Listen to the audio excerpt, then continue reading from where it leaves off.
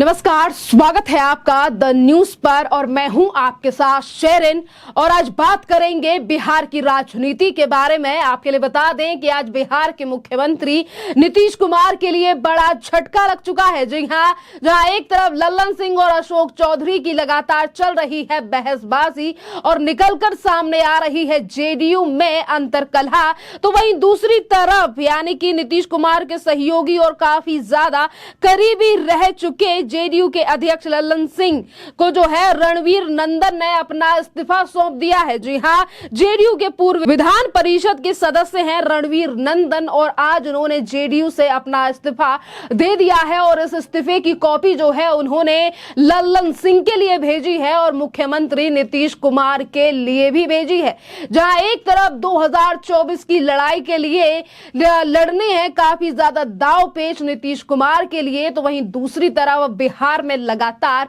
मुश्किलें खड़ी हो रही हैं मुख्यमंत्री नीतीश कुमार के सामने। जी हां, जहां एक तरफ जेडीयू और आरजेडी की लड़ाई और जो तीखी नोकझोंक है वो भी सामने आती रहती है, तो वहीं दूसरी तरफ अब जेडीयू यानी कि जनता दल यूनाइटेड पार्टी यानी कि जिस तरीके से अब जेडीयू पार्टी की बात करें या फिर हम करें नीतीश कुमार की पार्टी की बात करें, तो एक के बाद एक जो है वो बड़ा झटका आज पार्टी के लिए लग रहा है। क्योंकि 28 सितंबर को जनता दल यूनाइटेड के एक प्रदेश महासचिव ने पार्टी छोड़ भारतीय पार्टी में जाने का ऐलान जो है वो पहले ही कर दिया है और इसी बीच विधान परिषद के सदस्य के द्वारा छोड़े जाने यानी कि पार्टी को छोड़े जाने के बाद जो है ये मुख्यमंत्री के लिए बड़ा झटका है। क्योंकि उससे पहले ही मुख्यमंत्री के काफी ज्यादा करीबी रहे पूर्व एमएलसी प्रोफेसर रणवीर नंदन ने राष्ट्रीय अध्यक्ष के पद से इस्तीफा भेजकर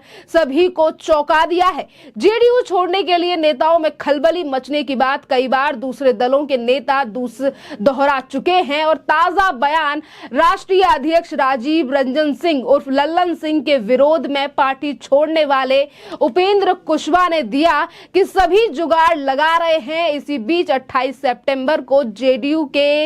एक प्रदेश महासचिव ने औपचारिक रूप से पार्टी छोड़ भारतीय जनता पार्टी में आने के पोस्टर से पटना पटा हुआ था, लेकिन उससे पहले ही पार्टी को जोरदार ये सदमा लगा है जिस तरीके से मुख्यमंत्री नीतीश कुमार के बेहद करीबी और पार्टी के अंगड़ा चेहरों में से एक यानी कि पूर्व विधान पार्षद रणवीर नंदन ने इस्तीफा सौंप दिया है। आपके लिए बता दें कि ये बात नहीं है, क्योंकि अब जेडीयू में जो है वो इसी तरीके की खबरें सामने आ रही हैं। कल नीतीश कुमार के सामने यानी कि मुख्यमंत्री के सामने लल्लन सिंह और अशोक चौधरी का इस कदर झगड़ा होना, एक दूसरे के ऊपर तीखी नोक-झोंक करनी, तो वहीं दूसरी तरफ बीच-बीच में खबरें ये भी आती रहती हैं कि आखिरकार नीतीश कुमार और आरजेडी के बीच में सब कुछ ठीक तो है। तो वहीं दूसरी तरफ मुख्यमंत्री की पद को लेकर तो वहीं जेडीयू के कुछ नेताओं का कहना है कि अगर विपक्ष की तरफ से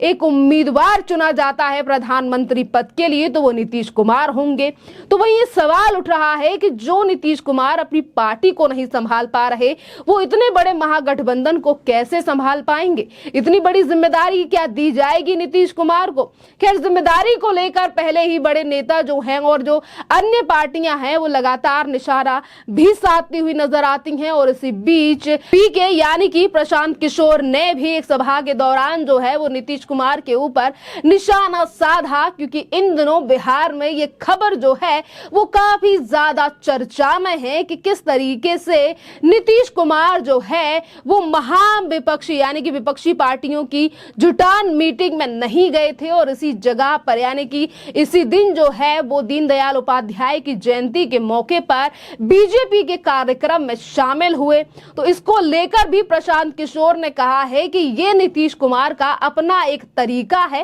पार्टियों को ये समझाने का कि अगर आप हमारे कहने से नहीं चलोगे तो हम अपना पाला भी बदल सकते हैं। ये बात जो है वो प्रशांत किशोर की तरफ से की गई है, जो कि समय समय पर नीतीश कुमार सरकार की पोल पट्टी भी खोलते हैं और सवाल भी उठाते हैं। खैर, प्रशांत किशोर की बात जो है वो कहां तक सही है ये तो आने वाले दिनों में ही पता चलेगा, क्योंकि नीतीश कुमार को लेकर उन्होंने साफ कहा है कि नीतीश कुमार को ऐसे ही पलटू राम नहीं कहते हैं, ऐसे ही नहीं कहते हैं कि समय देखकर नीतीश कुमार जो है वो पाला बदल सकते हैं। खैर, लोकसभा चुनावों में अभी 7 से 8 महीनों का वक्त है। राजनीतिक पार्टियां लगातार इंडिया अलायंस को मजबूत करने के लिए एक के बाद एक बड़ी बैठक कर रही हैं, पर इसी के बीच में अगर पार्टियों के बीच में इस तरीके से अंतर्कलह सामने आएगी, नेता पार्टियों को छोड़कर अन्य पार्टियों में शामिल होंगे, तो कहीं ना कहीं इसका जो एक बड़ा इफेक्ट, यानी कि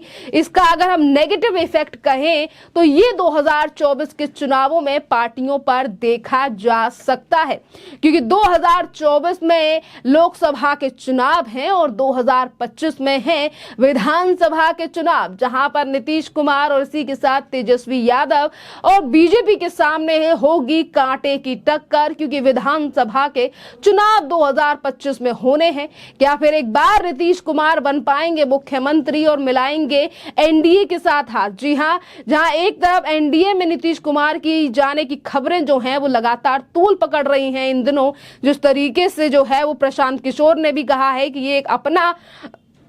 तरीका है नीतीश कुमार का बताने का सामने वाली पार्टी को कि अगर आप हमारी बात नहीं मानोगे तो हम इस पार्टी में जा सकते हैं। तो वहीं दूसरी तरफ नीतीश कुमार ने इस बात को सिरे से नकार दिया और कहा कि हमारी एनडीए में जाने की बातों पर जो चर्चा हो रही है वो बेफजूल की बातें हैं, क्योंकि मैं तो इंडिया गठबंधन में व्यस्त हूं। तो वहीं दूसरी तरफ भारतीय जनता पार्टी के सांसद सुशील कुमार मोदी ने कहा कि अब नीतीश कुमार के लिए एनडीए के दरवाजे पूरी तरीके से बंद हो चुके हैं। अगर नीतीश कुमार आने की कोशिश भी करते हैं उनके लिए फिर भी बीजेपी यानी कि एनडीए के दरवाजे अब पूरी तरीके से बंद हो चुके हैं। अब देखना अहम रहेगा कि राजनीति कहां से कहां का मोड़ जो है वो बिहार में लेती है, क्योंकि जेडीयू के नेता जिस तरीके से अपनी पार्टी को छोड़ रहे हैं नीतीश कुमार को लेकर, कहीं ना कहीं जो सवाल है वो बिहार की जनता की तरफ से भी उठ रहे हैं। और पिछले दिनों ही मनीष कश्यप, जिनको लेकर लगातार बिहार की सरकार इन दिनों चर्चा में रहती है, मनीष कश्यप ने भी बिहार के डिप्टी सीएम तेजस्वी यादव और मुख्यमंत्री नीतीश कुमार के लिए दिया था खुला चैलेंज कि आने वाले सालों में होगी हमारी सरकार और हम बताएंगे इन्हें कि किस तरीके से सरकार चलाई जाती है। यानी कि ओवरऑल अगर हम इन तमाम चीजों को देखें तो ये कह सकते हैं कि एक के बाद एक बड़ा झटका जो है